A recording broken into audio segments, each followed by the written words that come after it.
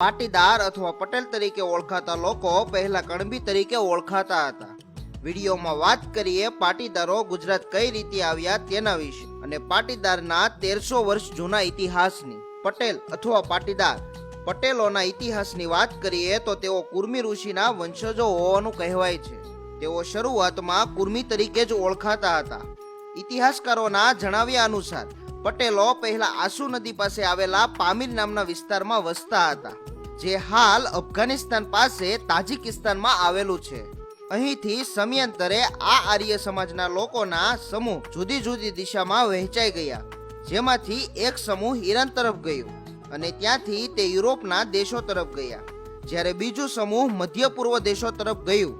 એવું કહેવાય છે કે પામીરમાંથી છૂટું પડેલ એક સમૂહ અફઘાનિસ્તાનમાં થઈને ખૈબર ઘાટના માર્ગે હિન્દુકુશ પર્વતવાળા ઓળંગીને સિંધુ નદીના તટે વસવા લાગ્યું. બાદમાં ત્યાંથી નીકળીને આ સમૂહે પંજાબ થઈને ગંગા જમનાના ફળદ્રુપ મેદાનોમાં જઈને વસવાટ કર્યો હતો. ભારત દેશમાં પંજાબના સપ્તસિંધુ પ્રદેશમાં લેયા અને કરડા બે નગર હતા, જેમાં લેયા એ લવ દ્વારા વસાવવામાં આવેલી નગરી અને કરડા એ કુશ દ્વારા વસાવવામાં આવેલી નગરી હતી. કહેવાય છે કે લેયા પ્રદેશમાંથી આવેલા કુર્મી ક્ષત્રિયો લેવા કુર્મી કહેવાયા અને કરડા પ્રદેશમાંથી આવેલા કુર્મી ક્ષત્રિયો કડવા કુર્મી કહેવાયા.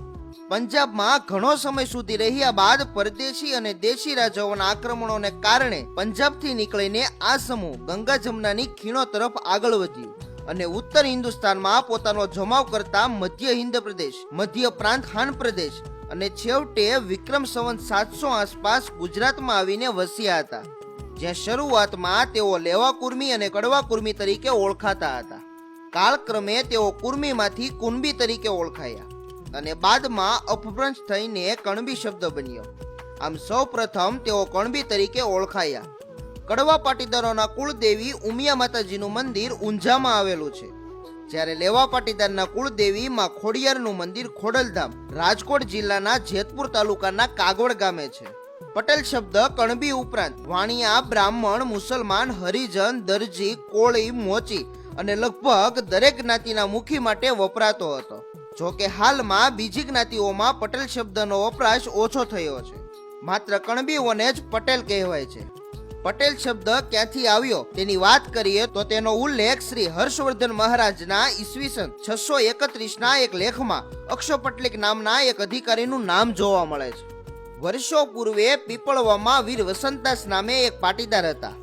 તે સમયના મુઘલ બાદશાહ ઔરંગઝેબ સાથે તેમના સારા સંબંધો હતા, જેથી તેમણે ધોળકા, માતર અને પેટલાદ તાલુકાનું મહેસૂલ ઉઘરાવવાનો ઇજારો મેળવ્યો હતો. તેમણે સંવત 1769 પીપળાવામાં સક્ષમ કણબી કોમના એક મેળાવડાનું આયોજન કર્યું હતું, જેમાં ઔરંગઝેબના શહેજાદા બહાદુર શાહને પણ આમંત્રણ આપ્યું હતું.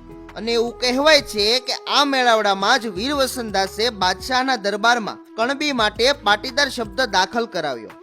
બસ ત્યારથી જ કણબી પાટીદાર તરીકે ઓળખાયા. પાટીદાર એટલે જેની પાસે જમીન હોય તે મુખી.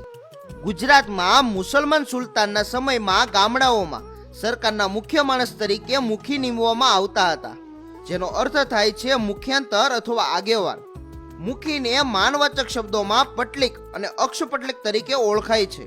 બાદમાં તે અક્ષ પટેલ અને તેમાંથી અભ્રંશ થઈને પટેલ તરીકે ઓળખાવા લાગ્યા. ધીમે ધીમે મુખીના સગા સંબંધીઓ તેમને પટેલ કહેવા લાગ્યા. ગુજરાતમાં પટેલ શબ્દની શરૂઆત લગભગ ઈસવીસન 1400 પછી થઈ હતી. ત્યાં સુધી તો ગુજરાતના તમામ પટેલો કણબી કહેવાતા હતા. મહારાષ્ટ્રમાં પણ પટલિક પરથી પાટીલ સમાજ છે. ગુજરાતમાં આજે ભાગ્યે જ કોઈ એવું ગામ હશે જ્યાં કુર્મી પટેલ એટલે કે કણબી પટેલની વસ્તી નહીં હોય. પટેલ જ્ઞાતિના લોકો ખેતી અને પશુપાલન સાથે જોડાયેલા હતા, પરંતુ હવે કણબી પટેલ વ્યાપાર ધંધા સહિત તમામ ક્ષેત્રમાં આગળ આવ્યા છે અને દેશ વિદેશમાં પોતાના બિઝનેસ શરૂ કર્યા છે. પટેલ કોમ સમય અને સંજોગ પ્રમાણે વર્તી છે. પોતાની મહેનત અને કુશળતાથી પોતાની પ્રતિષ્ઠા જમાવી છે.